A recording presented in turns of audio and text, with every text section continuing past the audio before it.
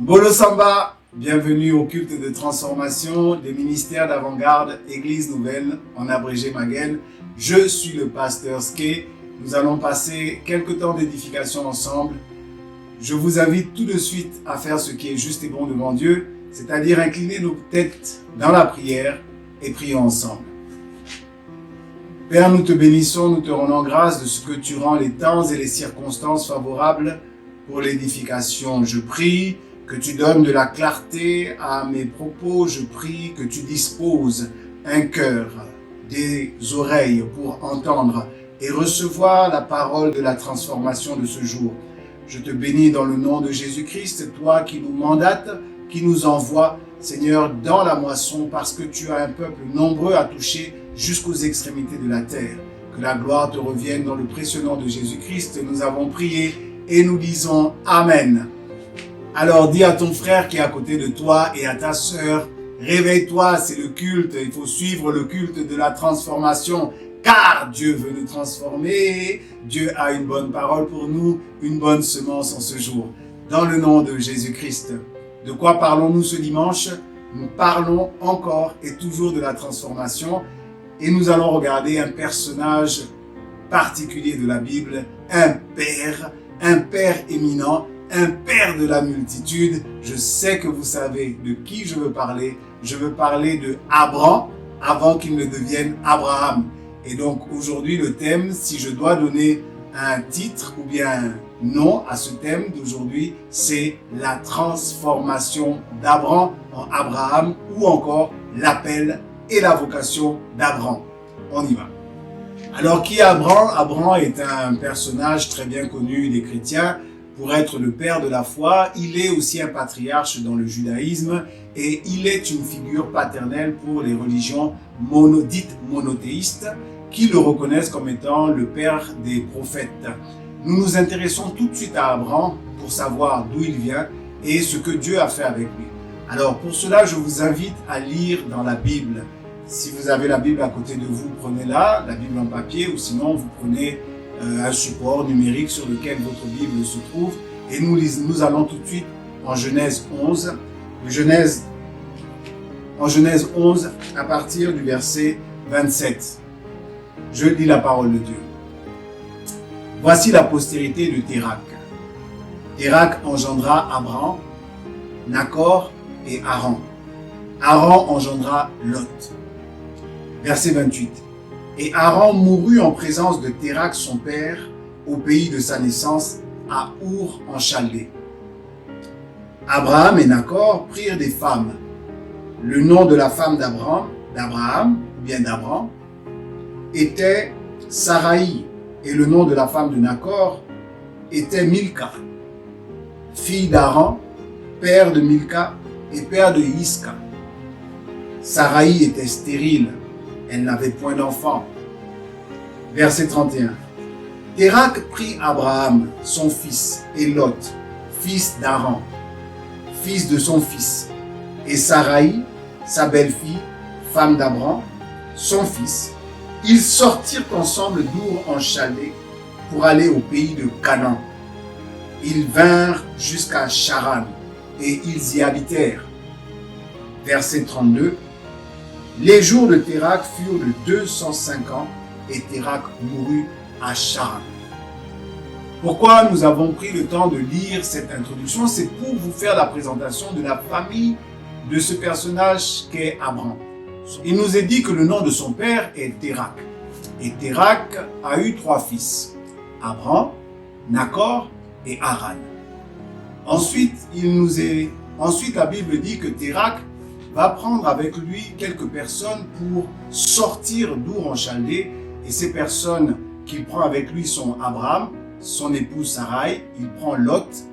Et donc ça fait 4 personnes qui sortent d'Our en Chaldée pour aller s'établir dans une ville qui s'appelle Charan.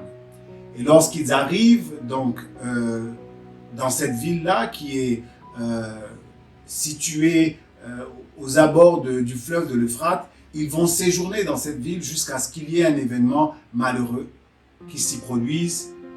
Térak, le père d'Abraham, va décéder à l'âge de 205 ans Et là, il va avoir au chapitre d'après quelque chose qui nous intéresse dans ce culte, c'est l'appel ou la vocation d'Abraham et le début de sa transformation. Je nous invite encore à aller dans la Bible et regardons ce qui s'est passé. Nous lirons dans Genèse 12, à partir du premier verset.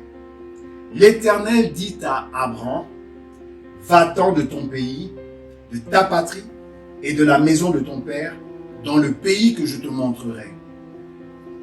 Je ferai de toi une grande nation, je te bénirai, je rendrai ton nom grand, et tu seras une source de bénédiction. Je bénirai ceux qui te béniront, et je maudirai ceux qui te maudiront, et toutes les familles de la terre seront bénies en toi. Amen. L'appel d'Abraham commence par « va-t'en »,« va-t'en ». Le mot qui donne « va-t'en » en langue hébreu est « halak ». Halak veut dire « pars »,« sors »,« va-t'en », comme ça a été traduit. Mais halak veut dire aussi « mourir ». Mourir ou vivre d'une certaine manière.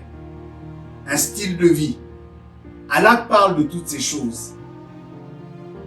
Lorsqu'on s'y intéresse, l'appel d'Abraham commence d'abord par le fait de sortir d'un environnement, quitter un environnement pour aller où dans le pays que je te montrerai. Il y a là aussi des choses que nous allons décortiquer dans ce culte de la transformation. Intéressons-nous donc à ce que Dieu dit. Le va-t'en de Dieu, même s'il est dit en une fois, halak, il y a cependant 3 choses que Abraham doit quitter. Dieu ne lui a pas dit seulement « sors ». Dieu lui a dit « va-t'en d'où ? De la terre. Va-t'en de la patrie. Et va-t'en de la maison de ton père. » Intéressons-nous à ce seul va-t'en, mais en trois éléments distinctifs que Abraham doit quitter. Dis à ton frère, va-t'en de ta terre, de la patrie, de la maison de ton père. La terre, en hébreu, c'est Eretz. Et où était Abraham à ce moment-là? Abraham était en Chaldée. Il est parti de Our en Chaldée. Même s'ils se sont arrêtés à Charan, il sort de la maison de son père. Plus tard, Néhémie va dire que c'est toi, Éternel, qui a appelé notre père Abraham à sortir de Our en Chaldée. Our en Chaldée, nous venons de le lire, Abraham est sorti avec son père et quelques membres de leur famille. Ils sont venus s'établir à Charan, au bord du fleuve, avant qu'Abraham ne traverse. Et tout cela se passe en Mésopotamie. Avant que la Bible n'appelle cette région la Chaldée, elle était connue en Genèse 11 comme étant la région de Shinéar. La région de Shinéar a abrité une ville que nous connaissons très bien, c'est la ville de Babel. J'ai dit la ville de Babel, mais elle est connue pour cette fameuse tour de Babel qui était cette tour que les hommes ont dressée, dont le sommet devait toucher le ciel afin de se faire un nom sur la terre. Parce qu'ils ne voulaient pas être dispersés à la surface de la terre. Donc ils ont décidé d'habiter tous au même endroit parce qu'ils parlaient la même langue, avec les mêmes mots, ils se comprenaient et ils ont fait ce projet-là. Et c'est à Babel qu'un épisode va être un épisode notoirement connu de tous maintenant. C'est là, à Babel, que Dieu va confondre le langage des hommes. Parce que Dieu a dit, descendons et regardons, et il a vu le projet des hommes, et ce projet n'a pas plu à Dieu, et Dieu a décidé donc de confondre le langage des hommes. Parce que le projet de Dieu était que les hommes remplissent la terre et qu'ils dominent la terre. Donc, Shinéar, qui est plus tard appelé Chaldée, est une plaine qui est connue à cette époque pour être la terre, mère de la sorcellerie. Shinéar. Le temps nous manquerait de parler de Shinéar, peut-être une autre fois. Nous parlerons de Shinéar. Mais cette terre que Abraham doit quitter, Our en Chaldée, est une terre qui est chargée, est une terre avec laquelle il y a eu des alliances qui ont été faites avec des divinités est une terre qui est une terre de l'idolâtrie. Dieu dit à Abraham, et tu peux dire à ton frère et à ta sœur, quitte ce pays, quitte l'endroit où il y a de l'idolâtrie, quitte l'endroit là où il y a de la sorcellerie, sors de ce milieu, car Dieu t'appelle à sortir. Lorsqu'il t'appelle à sortir, c'est parce qu'il y a un mouvement, il y a un début de transformation qu'il veut faire avec toi. Lorsque Dieu dit à Abraham, il dit va-t'en, il ne dit pas je vais te sortir de là, c'est une décision qu'il faut prendre. Il dit à Abraham, va-t'en. En anglais, c'est get yourself out. Sors toi-même. Prends tes pieds et sors. Ça doit être volontaire. Ça ne doit pas être quelqu'un qui te tire et te dit sors. Même si c'est le cas. Même si c'est le cas. Il y a toujours un moment donné où la décision doit venir de toi-même. De sortir de l'idolâtrie, de sortir de la sorcellerie. De sortir d'un environnement qui n'est pas propice à la révélation de Dieu. Abraham, lorsqu'il était à Our en Chaldée, il était dans le pays de toutes les divinités. Comment le Dieu, créateur du ciel et de la terre, qui veut se révéler à Abraham, peut-il se révéler à Abraham au milieu de tout ce paganisme, au milieu de toute cette idolâtrie? Il ne peut le faire. Alors il dit à Abraham, prends la décision. Get yourself out. Toi-même, sors de cet environnement. Et ce matin, le Seigneur, si tu me reçois, le Seigneur t'appelle quelque part à sortir d'un environnement qui n'est pas propice à la révélation de Dieu. Le deuxième va-t'en concerne Molodet. Molodet veut dire le pays de ta naissance, ou ta patrie, ou tes semblables. L'endroit où tu as des gens qui te ressemblent, les gens qui font les mêmes choses que toi. Lorsque Dieu m'a appelé à sortir, lorsqu'il m'a appelé à me tourner vers le Seigneur, il m'a aussi appelé à sortir des mêmes personnes avec qui nous allions tout le temps en boîte de nuit, des mêmes personnes avec qui nous levions le coude. L'expression lever le coude parle des personnes qui aiment boire les liqueurs et l'alcool, des personnes qui ont ici le monde natif ne parle pas seulement des gens qui sont nés, pas seulement d'un lieu de naissance. Ah, ça me parle cette histoire de lieu de naissance. Oui, il y a des gens qui sont certainement nés natifs du même endroit que toi, mais il y a aussi des gens qui ont, par votre manière de vivre, comme si vous étiez des frères et des sœurs, c'est-à-dire des personnes nées au même endroit que toi. C'est pourquoi la plupart de nous tous, les pécheurs, nous agissons comme si nous étions tous nés d'un même père, d'une même mère, et comme si nous étions tous nés quelque part. Je vais reprendre ça et je vais me l'expliquer. Sors du lieu de ta naissance, ça parle des personnes qui sont tes semblables, qui te ressemblent. Vous savez, dans le péché, il y a un environnement qui fait que les gens avec qui, ne dit-on pas que qui se ressemble s'assemble? Il y a des personnes qui sont comme vos frères. Vous les appelez frères dans le péché. Des personnes qui te disent, oh Marco, viens, nous allons faire les mauvaises choses. Oh mon gars, viens, nous allons faire les mauvaises choses. Il faut sortir de Molodet. Il faut sortir de ces semblables, de cette compagnie qui va t'empêcher assurément de commencer ta transformation avec le Seigneur. C'est une compagnie qu'il faut, comme pour le pays, prendre la décision. Get yourself out. Toi-même, tu dois sortir. La décision doit venir de toi. Il n'y a personne qui peut venir te prendre pour te faire sortir de là. Quelque temps après ma conversion, je continuais de fréquenter les boîtes de nuit. Et j'aimais bien, même si dans ma manière de penser, quand j'y arrivais, je faisais quoi? Je m'installais, j'écoutais la musique, j'aimais bien danser. Donc je dansais. Je me disais, à partir du moment où je n'y vais pas pour avoir de mauvaises relations ou de mauvaises approches, lorsque je n'y vais pas pour ramener des filles à la maison, bon, je peux aller dans cet endroit-là. Je me souviens très bien qu'un jour, alors que je venais de recevoir un coup de fil, « Allô? Oui, c'est moi. Moi qui? Ton ami. Ton semblable. Oui, viens avec nous. Il y a une belle boîte aujourd'hui. Il y aura la musique que tu aimes. » Et lorsque j'ai raccroché, j'avais commencé à m'habiller. Je suis parti à la douche, j'ai pris une bonne douche, je me suis parfumé, j'étais bien habillé et j'étais prêt à y aller. Mais lorsque, au moment de franchir la porte, vu que j'étais dans ma chambre en résidence universitaire, il y avait juste à côté de la porte un miroir. Et quand j'ouvre la porte pour sortir, je me regarde au miroir. Et je me suis senti attiré par ce miroir. Donc je m'approche du miroir, je referme la porte.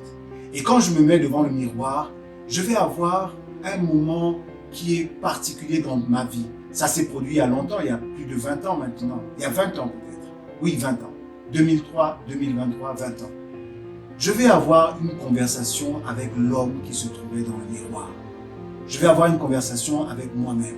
Et je me suis parlé à moi-même. Et je me suis dit, mais là où tu vas, qui penses-tu tromper? C'est toi-même que tu trompes. Il y a un choix de vie que tu dois faire à ce moment-là. Il y a une parenté que tu dois quitter toi-même. Il y a une manière de vivre qui ne correspond plus à ce que tu as accepté dans ta vie. Tu as accepté de suivre le Seigneur, tu as accepté de lui donner ta vie. Et la manière dont il veut conduire ta vie ne correspond pas à ce que tu vas faire. Tu vas aller boire, tu risques d'être saoul, même si tu ne bois pas, mais peut-être que tu finiras par boire. Tu vas aller inhaler l'odeur de la cigarette, la fumée. Tu vas être fatigué. Et le lendemain, tu vas perdre toute la journée à dormir pour essayer de rattraper un temps que tu ne pourras jamais rattraper. J'ai eu cette conversation. Et les arguments étaient des arguments tout simples. Et à la fin, lorsque j'ai fermé cette porte-là, je n'ai plus jamais ouvert cette porte. Je suis sorti ce jour-là de mon pays de naissance. Je suis sorti de ce jour-là d'un environnement de semblables, de personnes qui faisaient la même chose et qui trouvaient un intérêt à faire ces choses-là. Ce jour-là, j'en suis sorti en ayant une conversation franche. Je t'invite à avoir une conversation franche pour finir par prendre la décision de sortir de ton pays de naissance. Enfin, Dieu va dire à Abraham, sors de la maison de ton père. Et je ne vais pas vous mentir, sortir de la maison de son père est finalement la chose la plus difficile qu'il ait été donné à Abraham de faire.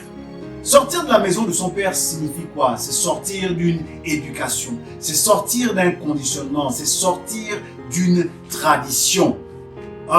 Je vous assure, je suis un homme marié et je sais ce que ça veut dire et je sais combien ça coûte de sortir de l'éducation donnée par ses parents. Avec mon épouse, lorsque nous nous sommes rencontrés, malgré l'amour, il y a eu des périodes où deux éducations, deux maisons se sont rencontrées.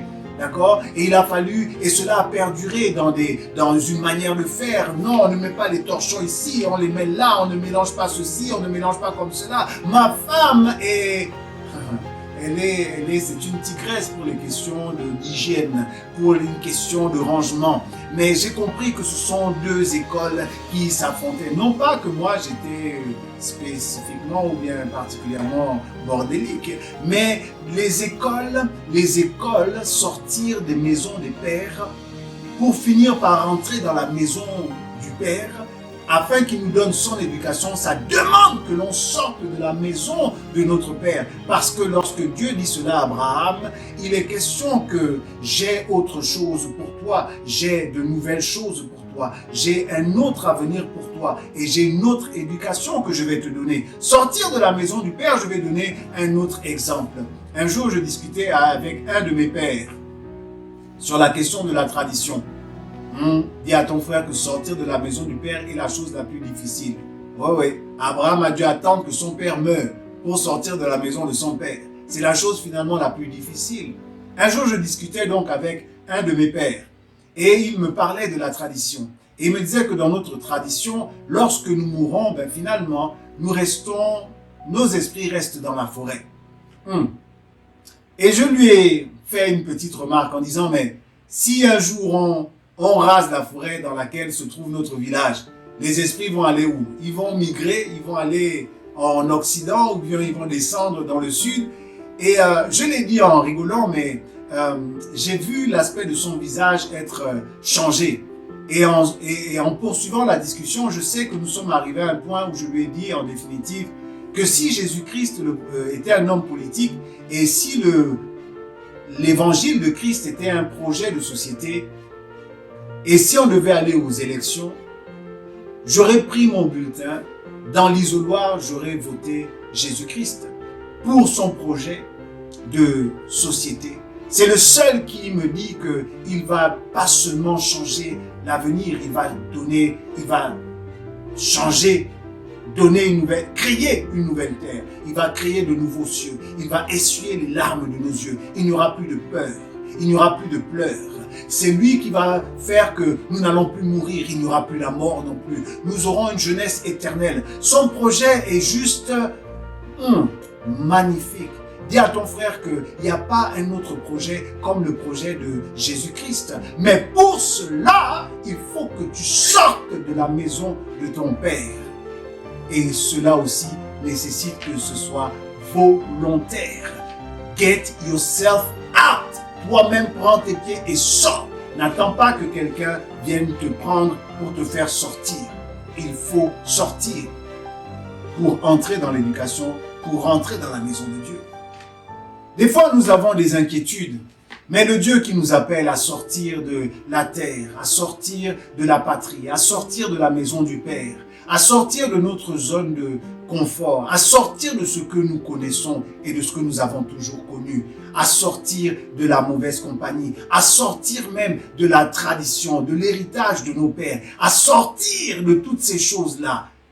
Que nous donne-t-il en retour? Quelle sera notre récompense? Où nous conduit-il? Vers quoi allons-nous?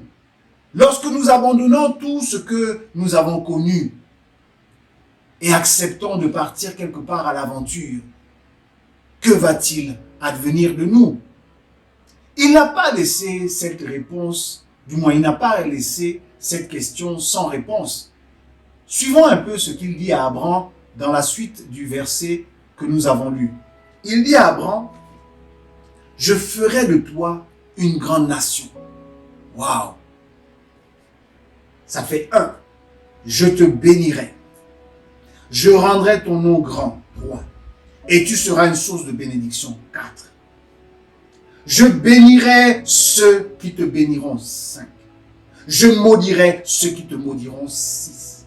Et toutes les familles de la terre seront bénies en toi, 7. Dieu a fait sortir Abraham de tout cela pour lui donner en héritage cette bénédiction que nous verrons par la suite être des bénédictions qu'à mon souvenir, aucun homme sur la terre n'a porté autant de bénédictions dans sa vie, si ce n'est le Fils de Dieu, mais autant de bénédictions pour un seul homme, c'est juste merveilleux. C'est-à-dire que s'il fallait mettre sur une balance le prix du renoncement, le prix du départ volontaire, et de l'autre côté, la bénédiction de Dieu, Abraham a compris que mieux, je pars. Et je t'appelle aussi à faire ce choix. Ce n'était pas évident pour Abraham parce que Dieu lui a dit le pays que je te montrerai, le pays que je te montrerai. Tu quittes une terre, mais il y a une terre que Dieu est prêt à te donner en héritage. Une terre qu'il te montrera. Nous parlerons par la suite de comment Dieu va éveiller la vue, la perception d'Abraham, afin qu'il voie les choses différemment. Accepter l'appel de Dieu, c'est dès le départ, accepter d'avoir une vue différente sur les choses. L'apôtre Paul va dire que lorsque il a plu à Dieu de se révéler à lui, il a vu le reste comme étant de la boue. Ouais. Et oui. Lorsque Dieu nous appelle, il commence d'abord à changer notre perception des choses. Il sait que nous restons attachés à ce que nous connaissons à cause de comment nous le percevons. Et Dieu est prêt à nous montrer d'autres choses. Il est prêt à nous montrer d'autres terres. Il est prêt à nous montrer d'autres patries. Il est prêt à nous montrer d'autres maisons. Il est prêt à nous montrer beaucoup plus que ce que nous pensons ou pouvons imaginer. Il y a tellement de choses à dire sur le patriarche et nous avons commencé. Dès ce premier chapitre, nous parlons de la vocation d'Abraham. Nous parlons de la transformation d'Abraham. Et dès aujourd'hui, nous avons parlé du point de départ, le point 0. lorsque Abraham sort de la maison de son père, sort de sa patrie, sort de sa terre pour aller vers une terre que Dieu va lui montrer, parce que Dieu a en perspective de grandes bénédictions pour sa vie. Je t'appelle donc, si tu as entendu au-delà de ce que j'ai dit, si tu as entendu dans ton cœur l'appel de Dieu, la Bible déclare que si tu l'entends aujourd'hui, n'endurcis pas ton cœur.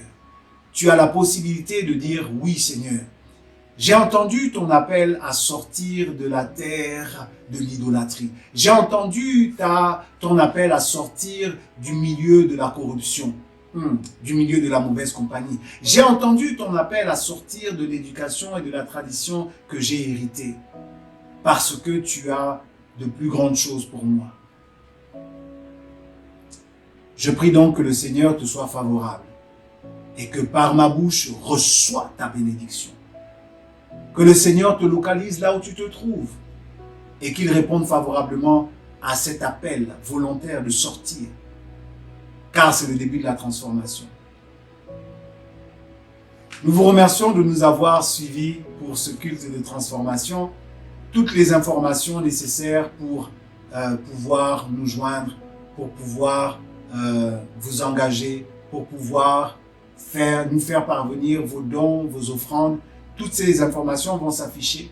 Nous vous invitons donc aussi à vous abonner, à aimer la page, vous abonner, cliquer sur la clochette afin de recevoir nos dernières publications. Il y a véritablement du bon lorsque Dieu envoie les messagers. La Bible dit, comment croiront-ils si personne n'est envoyé? Et le Seigneur nous envoie aujourd'hui vers vous. Faites-nous bon accueil, comme nous vous faisons déjà bon accueil dans nos cœurs. Je suis votre hôte, le pasteur Ske, et c'était aujourd'hui l'appel d'Abraham, le point zéro de sa transformation. Un bon dimanche chez vous, dans le précieux nom de Jésus-Christ. À très bientôt. Amen.